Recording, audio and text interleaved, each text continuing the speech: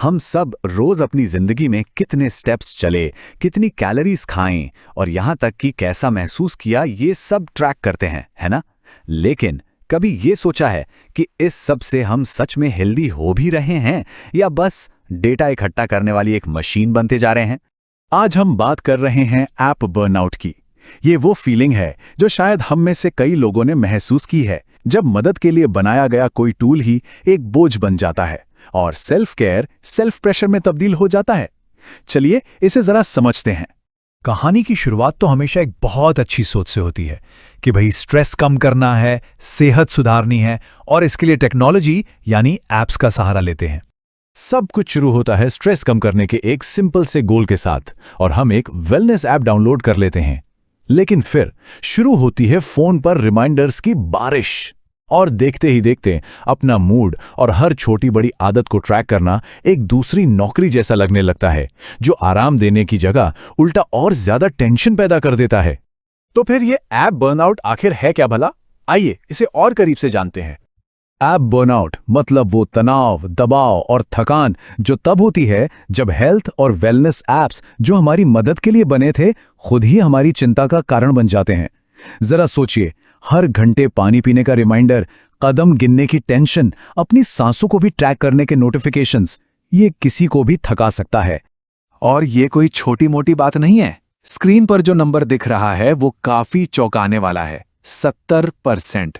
लेकिन ये 70% आखिर दिखाता क्या है? रिसर्च बताती है कि करीब 70% लोग 100 दिनों के अंदर ही हेल्थ ऐप्स इस्तेमाल करना छोड़ देते हैं। और वजह सीधी सी है, इन ऐप्स को मेंटेन करने में लगने वाली मेहनत, कंफ्यूजन और इतना सारा डेटा कि दिमाग ही थक जाए। और ये सिर्फ ऐप्स छोड़ने की बात नहीं है। एक सर्वे तो ये भी कहता है कि 50% से ज्यादा लोगों को लगता है कि मार्केट में बहुत ज्यादा ऐप्स हो गए हैं और 45% लोग इन ऐप्स की वजह से सच में बर्नआउट महसूस करते हैं।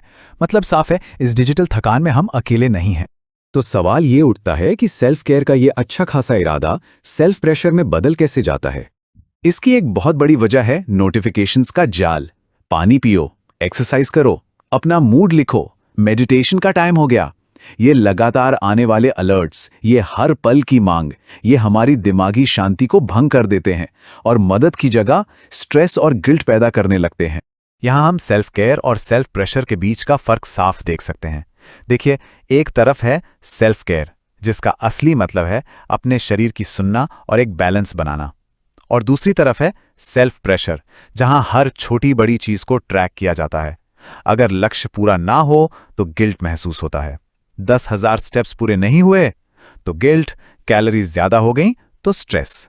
और यहीं पर सबसे बड़ी प्रॉब्लम है, हम धीरे धीरे खुद को डेटा में बदल रहे हैं। हम ऐप्स के नंबर्स पर अपनी असल भावनाओं से भी ज्यादा भरोसा करने लगे हैं। ये लाइन इस पूरी बात को एकदम सटीक तरीके से बताती है। अगर ऐप कहता है कि नींद ठीक से नहीं हुई तो हम उस पर यकीन कर लेते हैं, भले ही हम सुबह उठकर एकदम फ्रेश महसूस कर रहे हों।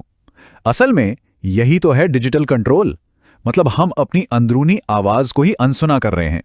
तो क्या इसका कोई सोल्यूशन है? बिल्कुल है। चलिए अब वापस बैलेंस बनाने के तरीकों पर बात करते हैं। कुछ बहुत ही आसान से कदम उठाए जा सकते हैं। पहला, कम ऐप्स का इस्तेमाल करें, ज्यादा से ज्यादा 1 या 2।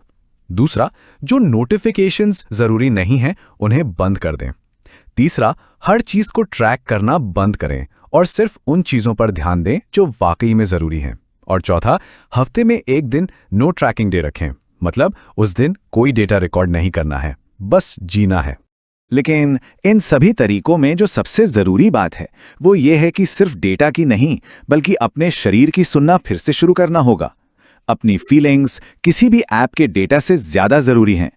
और आखिर में इस एक बात को हमेशा याद रखना बहुत जरूरी है, हेल्दी होने का मतलब परफेक्ट डेटा इकट्ठा करना नहीं, बल्कि मन की शांति पाना है। तो अगली बार जब कोई हेल्थ ऐप खोलें तो एक सवाल खुद से जरूर पूछें, क्या ये टेक्नोलॉजी हमारी जिंदगी को आसान बना रही है या उसे कंट्रोल कर रही है? सोचने वाली बात है। धन्यवाद।